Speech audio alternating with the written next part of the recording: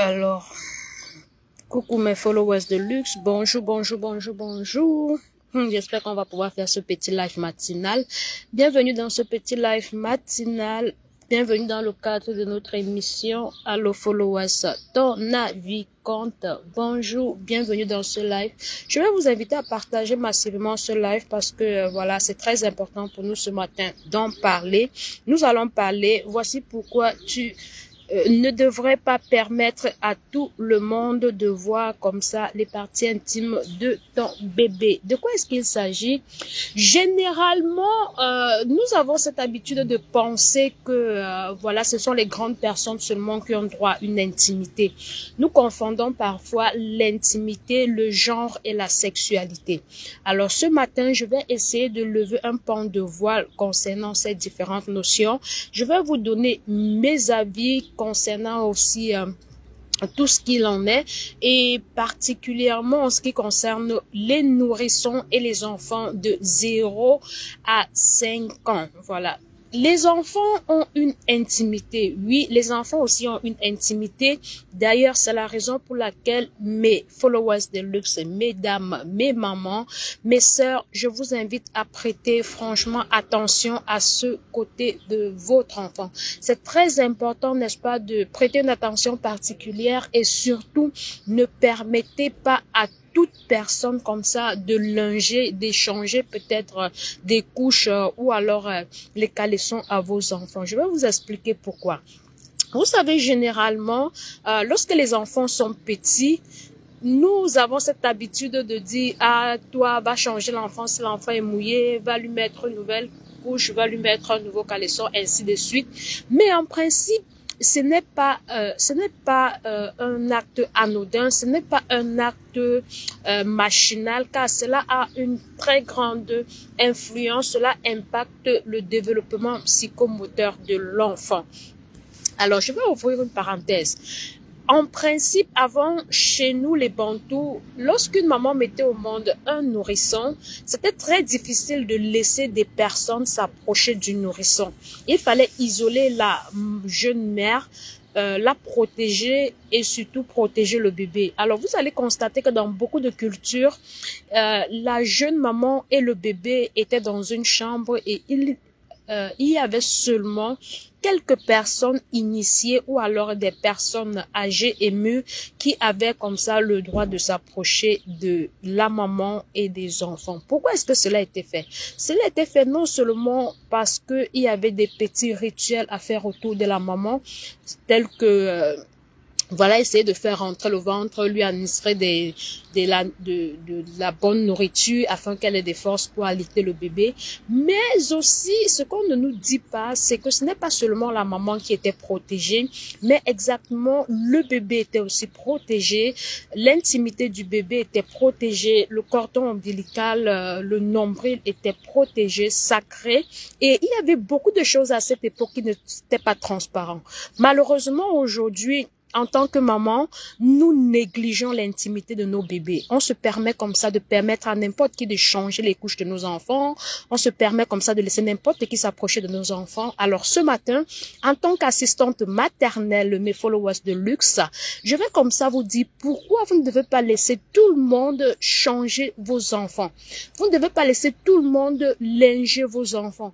Vous ne devez pas laisser tout le monde s'approcher de vos enfants, tout simplement parce que oui, on l'ignore, mais l'enfant a aussi ce qu'on appelle l'intimité. Et si on ne prête pas attention à cela, cela peut créer en l'enfant des frustrations. Vous voyez des enfants à un certain âge, surtout à l'âge soit de l'adolescence ou même adulte. Vous avez beaucoup d'enfants qui ont peur. Vous avez des enfants qui sont trop pudiques ou alors vous avez des enfants qui n'osent pas comme ça se déshabiller ou s'habiller en public. Non, c'est tout simplement parce que l'enfant a connu des frustrations lorsqu'il était petit. Et ces frustrations n'ont pas été volontaires parce que oui, les mamans parfois vous avez des occupations, vous êtes débordés et par conséquent, vous laissez n'importe qui s'approcher de l'intimité de votre enfant. Parfois, l'enfant manifeste et dégage des signes. L'enfant vous dit, voilà, je veux pas, ou l'enfant refuse. Lorsque la maman dit, telle va changer les couches, la couche du bébé parce que le bébé a fait pipi, Lorsque vous vous approchez parfois de certains enfants, les enfants ne veulent pas, ok? Les enfants ne veulent pas, l'enfant a compris le signe, l'enfant sait qu'il est mouillé, mais l'enfant ne veut pas se faire changer par n'importe qui. Ce n'est pas... comment on dit, ce n'est pas de la malpolitesse, ce n'est pas du mépris, non, de la part de l'enfant, non. C'est tout simplement parce que à cet âge, voilà, de 0 à 5 ans, les enfants comment on dit, ne se laissent pas facilement approchés par n'importe qui, et les enfants ont des comportements pour nous le faire savoir, parfois les cris, parfois l'enfant fait des crises, parfois l'enfant essaie de courir, l'enfant essaie de s'enfuir selon son âge. C'est très important de savoir repérer ces signes en tant que maman. Lorsque vous demandez à une tierce personne de changer la couche de votre bébé, de votre enfant, de votre nourrisson, si vous vous rendez compte, les mamans, que l'enfant ne veut pas, n'insistez pas. N'insistez pas, ça veut tout simplement dire que l'enfant ne se sent pas à l'aise. L'enfant ne se sent pas à l'aise de présenter comme ça son intimité à une autre personne qu'à sa maman. Ok, donc c'est normal, ça fait partie du développement psychomoteur de l'enfant, et ce n'est pas du mépris ou alors l'enfant ne vous... Certaines personnes vont dire non, l'enfant ne m'aime pas. Non, ça n'a rien à voir. Ça n'a rien à voir, rien du tout à voir. Dans le cadre de notre formation, par exemple, en tant que assistante maternelle, hein, j'ai dû faire ma formation pendant très longtemps, et lorsque j'ai commencé la pratique, il m'a fallu minimum 6 mois pour que voilà, j'ai le droit de linger les enfants, de changer les couches des enfants. Si un enfant est mouillé, et comment faire, quelles sont les stratégies à utiliser et tout. C'est vraiment pas facile. Il faut déjà pouvoir créer un lien de proximité, de complicité et surtout de confiance avec l'enfant. Si l'enfant se rend compte que il ne peut pas vous faire confiance, c'est normal, c'est légitime, c'est tout à fait naturel. Coucou Marc Larose, bonjour ma belle, merci pour les partages. Oh, je viens juste de recevoir ton message. Comment vas-tu ma grande chef d'entreprise? Oh là là, j'aime ton concept, et merci pour la prière matinale, merci pour les conseils, merci pour voilà ton esprit entrepreneurial, la Marc Larose. Merci beaucoup. Rebonjour à tous ceux qui sont là. Je disais tantôt que l'intimité de l'enfant, c'est très important, les mamans. S'il vous plaît, prêtez-y attention, ok? Si votre enfant refuse qu'une tierce personne lui change des couches, c'est tout à fait légitime. Les bébés, les nourrissons, les enfants de 0 à 5 ans ont aussi ce qu'on appelle leur intimité. Je disais tantôt que dans le cadre de notre formation, parce que moi, je suis assistante maternelle de formation, voilà. Dans le cadre de notre formation, j'ai fait ma formation pendant longtemps, très longtemps. J'ai commencé la pratique. Quand j'ai commencé la pratique, il m'a fallu minimum 6 mois pour que j'ai le droit de linger un enfant. C'est quoi linger? Changer les couches mouillées, changer les culottes. Si l'enfant s'est mouillé, il faut changer. Si l'enfant a joué dans la boue, il est sale, il faut changer. Si l'enfant a fait, par exemple, en mangeant, il s'est sali, il faut changer. Du coup, tous les enfants ne laissent pas comme ça la chance à tout le monde de le faire, ok? Tous les enfants ne se laissent pas changer, tous les enfants ne se laissent pas déshabiller par n'importe qui. Et c'est très important de prendre ça en considération parce que ça fait partie du développement psychomoteur, de la croissance de votre enfant. C'est très important. Alors, lorsqu'un enfant ne se laisse pas faire, c'est tout simplement soit parce que l'enfant ne vous fait pas confiance, soit parce que l'enfant a peur de vous, soit parce que voilà, vous n'avez pas su établir un lien de complicité, de confiance et d'engagement avec cet enfant. Du coup, même si l'enfant a 0 à 5 ans, l'enfant est capable, n'est-ce pas, de savoir à qui faire confiance. Pourquoi? Tout simplement parce que le cordon ombilical fait à ce que l'enfant soit premièrement plus lié à sa mère qu'à n'importe qui. Alors, si déjà, lorsque vous voulez linger un enfant et que le visage de la maman, même si elle fait semblant de dire oui, tu peux changer mon bébé, mais vous savez, parfois on dit oui de la bouche, mais le cœur dit non. Les enfants de 0 à 5 ans savent détecter cela et savent lire cela. Lorsque une maman n'est pas d'accord, dans son cœur qu'une personne change son bébé, le bébé le sait. Et le bébé ne va pas se laisser faire. Il y a des signes. L'enfant peut pleurer, l'enfant peut crier, l'enfant, s'il marche déjà, l'enfant peut vouloir s'enfuir, l'enfant peut même tomber malade. Hein. Il y a des enfants qui font la fièvre, tout simplement parce qu'ils refusent carrément de se faire linger, changer les couches, les habits par une tierce personne, parce que oui, mes mamans, oui, mes followers de luxe, oui, mes sœurs, mes petites sœurs, mes grandes sœurs, voilà, les enfants ont aussi ce qu'on appelle leur intimité. Et nous devons prendre la peine, franchement, en tant que maman, de respecter cela. Ne confondons pas la sexualité à l'intimité, au genre, s'il vous plaît. Sachons faire la différence. Lorsqu'un bébé, un nourrisson de 0 à 5 ans, refuse que vous changez sa couche quand il est mouillé, ce n'est pas une histoire sexuelle. C'est une histoire de développement personnel et psychomoteur. Et si vous forcez, vous laissez des personnes s'approcher de votre enfant, vous laissez n'importe qui changer votre enfant, vous laissez n'importe qui voir les parties intimes de votre enfant, à un certain âge, soit à l'adolescence, soit à l'âge adulte, vous allez vous rendre compte que cela va considérablement affecter son comportement. L'enfant peut être très très timide. L'enfant peut avoir très peur de se déshabiller devant les personnes de même sexe. L'enfant peut vraiment développer une peur vis-à-vis des personnes tierces. Et aussi dans le couple, lorsque l'enfant aura un âge adulte, cela pourra avoir un impact très négatif parce que l'enfant, ayant grandi, son subconscient ayant enregistré ce comportement-là, l'enfant ne sera pas à l'aise dans la relation avec sa partenaire. C'est très important de le souligner, c'est très important de le savoir. Alors, les mamans, s'il vous plaît, même si vous avez des enfants aînés, si vous avez des grands enfants et que vous avez un nourrisson en main, si vous constatez que lorsque vous demandez à une aînée de s'occuper du bébé et que le bébé, le nourrisson, voit de 0 à 5 ans, ne veut pas, franchement, essayez de trouver une autre stratégie. Essayez déjà de mettre l'enfant en confiance. Essayez d'expliquer à l'enfant que voilà mon chéri, tu sais, c'est vrai que c'est moi ta mère, c'est à moi de le faire, mais tu dois comprendre mon chéri que de temps en temps maman est un peu occupée, ou alors si maman doit aller travailler, je suis obligée de te laisser dans une crèche, dans une maternelle, je suis obligée de te laisser à l'école, mon chéri, tu dois comprendre que si tu es mouillé, alors il y a des assistantes maternelles qui ont le devoir de s'occuper de toi, c'est leur travail. Elles s'occupent de toi lorsque, voilà, je suis occupée. Tu peux leur faire confiance, ok?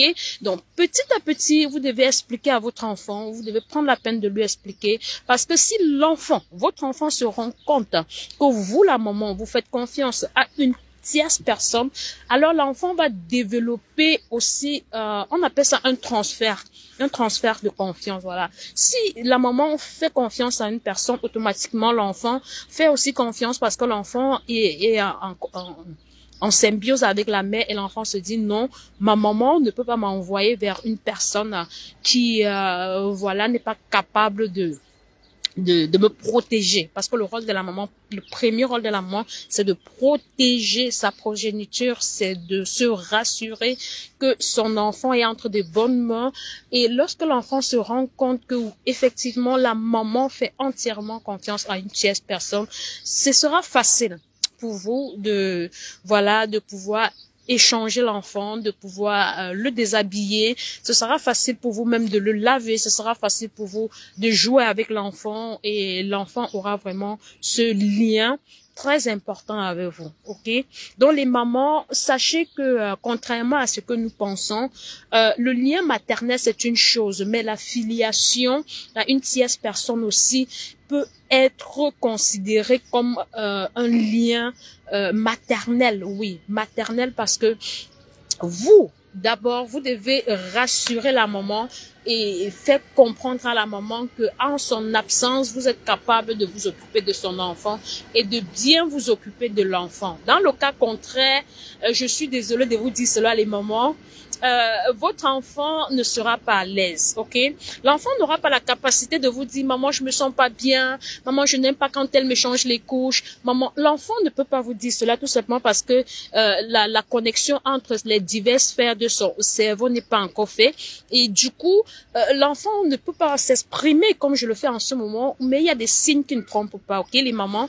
Donc, lorsque vous êtes occupé ou vous êtes au boulot et que votre enfant est peut-être chez une assistante maternelle, comme c'est mon cas par exemple, et si l'enfant Ok, si l'enfant refuse que vous le changez, s'il est mouillé, même s'il a fait caca, il faut le laisser. Si l'enfant refuse, il faut le laisser. Il faut appeler sa maman, il faut essayer de voir dans l'entourage s'il y a une personne de confiance qui peut le faire, ok? S'il n'y a pas une personne de confiance qui peut le faire, c'est vrai qu'avec les cacas, c'est dérangeant, les odeurs et tout, mais si c'est les pipis seulement, laissez l'enfant avec la couche mouillée. Laissez l'enfant avec la couche mouillée, ce n'est pas grave. Un enfant peut rester jusqu'à 2 heures, voire 3 heures avec une couche quand ce n'est pas trop mouillé, ce n'est pas grave. Il faut laisser, que de faire perdre à l'enfant une confiance qui pourra comme ça l'affecter durant tout son développement.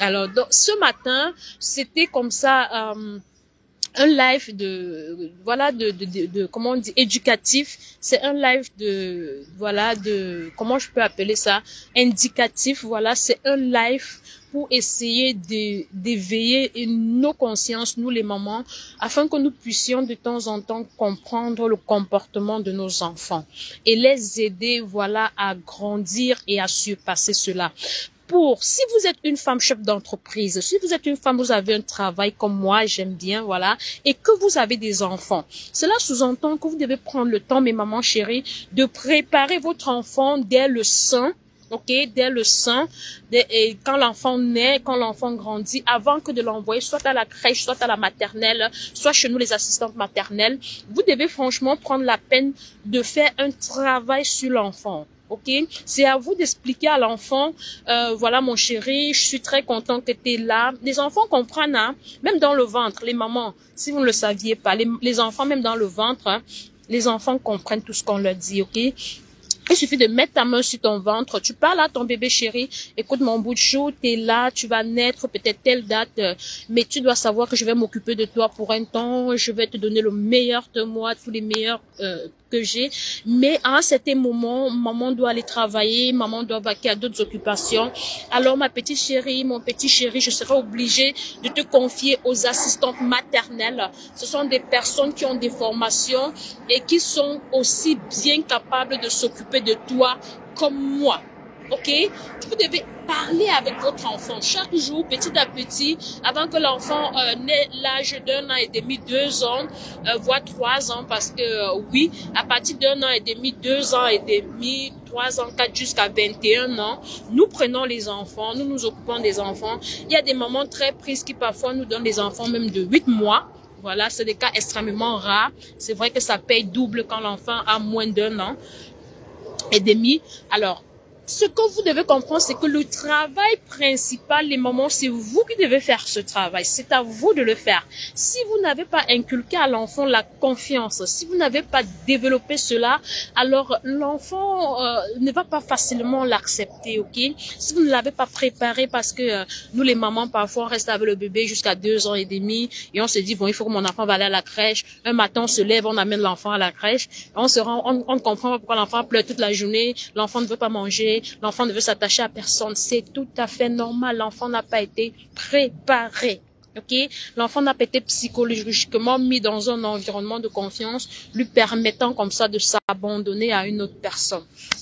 Alors, pour conclure mes propos, je vais devoir attirer comme ça l'attention de toutes ces personnes-là qui font dans le secteur éducatif, toutes ces personnes qui ont la charge des enfants, toutes ces personnes-là qui, n'est-ce pas, s'occupent des enfants d'autres personnes.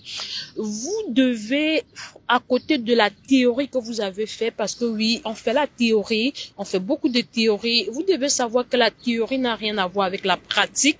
C'est vrai qu'on vous donne des éléments, on vous parle des textes, on vous parle du droit qui régit le monde des enfants, on vous parle de la notion du droit de l'enfant et de tout, mais le plus important pour vous, c'est de pouvoir créer une connexion, une ferme connexion de confiance avec les parents des enfants. Vous devez savoir rentrer en confiance avec les parents, ok? Si un parent ne vous fait pas confiance, rassurez-vous, l'enfant ne vous fera pas confiance. Mais si un parent vous fait confiance, si un parent est rassuré que en vacances, ses occupations, l'enfant est entre de très bonnes mains, franchement, n'ayez pas d'inquiétude, vous n'aurez pas de soucis à vous faire. Les premiers jours, ça sera un peu difficile, mais crescendo, l'enfant va s'abandonner à vous et vous allez vous rendre compte que franchement, tout va se passer pour le mieux dans le meilleur des mondes possible. Alors les mamans, pour ceux et celles qui ne sont pas encore connectés, vous allez voir le live après. Merci à tous ceux et celles-là qui sont connectés en ce moment. C'est super gentil que vous soyez là. Je vous invite comme ça à partager massivement ce live qui nous concerne, nous les femmes, ce live qui nous concerne, nous les mamans. Partagez le live, je vous en prie.